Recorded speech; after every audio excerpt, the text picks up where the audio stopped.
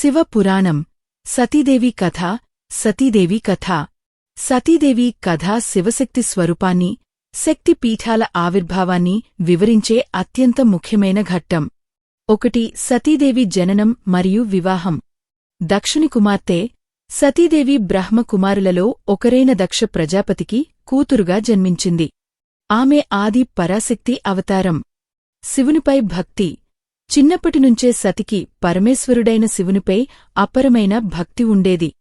తన తండ్రి దక్షుడు ఎంత వారించినా ఆమె శివుడినే తన భర్తగా పొందాలని నిశ్చయించుకుంది. ఘోర తపస్సు. శివుడిని భర్తగా పొందడానికి సతీ రాజభవనం వదిలి ఘోరమైన తపస్సు చేసింది. ఆమె తపస్సుకు మెచ్చి శివుడు ఆమెను వివాహం చేసుకున్నాడు. దక్షుని అసంతృప్తి. దక్షుడు ఈ వివాహాన్ని మనస్ఫూర్తిగా అంగీకరించలేదు.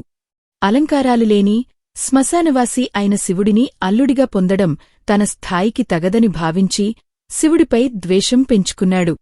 2. దక్షయజ్ఞం మరియు అవమానం. యజ్ఞం ఏర్పాటు.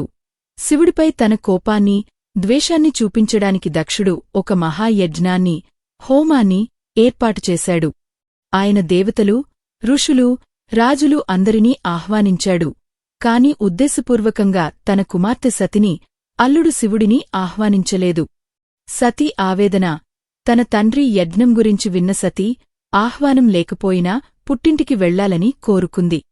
శివుడు ఆమెను వారించినా సతీ తన పట్టుదలతో తండ్రి ఇంటికి బయలుదేరింది. అవమానం. యజ్ఞశాలకు చేరుకున్న సతికి తండ్రి దక్షుడు ఏమాత్రం గౌరవం ఇవ్వలేదు. పైగా అందరి ముందు శివుడిని భూతగణాల అధిపతి, పిచ్చివాడు, మంగళకరం కానివాడు అంటూ అత్యంత నీచంగా అవమానించాడు. 3. సతీదేవి ఆత్మాహుతి. ఆగ్రహం. తన భర్తను అందరి ముందు నిందించడం సతి సహించలేకపోయింది. ఏ శరీరం తన భర్తను అవమానించిన తండ్రి నుండి వచ్చిందో ఆ శరీరం తనకు అవసరం లేదని నిశ్చయించుకుంది. ఆత్మార్పణ. సతి తన యోగశక్తిని ఉపయోగించి తన దేహంలోనే అగ్నిని సృష్టించుకుని ఆ యజ్ఞగుండం సమీపంలోనే తన శరీరాన్ని భస్మం చేసుకుంది. ఆత్మాహుతి. 4. శివుని ప్రళయం మరియు శక్తిపీఠాలు. వీరభద్రుడు. ఈ విషయం తెలుసుకున్న శివుడు దుఃఖంతో ఆగ్రహంతో ఆగిపోయాడు. తన జటాజుటం నుండి ఒక వెంట్రుకను నేలకు కొట్టగా దానినుండి భయంకరమైన వీరుడు వీరభద్రుడు ఆవిర్భవించాడు. యజ్ఞ విధ్వంసం. శివుడి ఆజ్ఞ మేరకు వీరభద్రుడు గణాలతో కలిసి దక్షయజ్ఞాన్ని పూర్తిగా ధ్వంసం చేశాడు.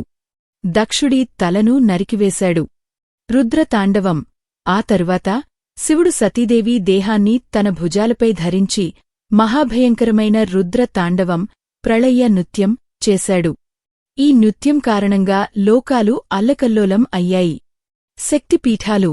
శివుడిని శాంతపరచడానికి శ్రీ మహావిష్ణువు తన సుదర్శన చక్రాన్ని ఉపయోగించి సతీదేవి దేహాన్ని 51 ముక్కలుగా ఖండించాడు.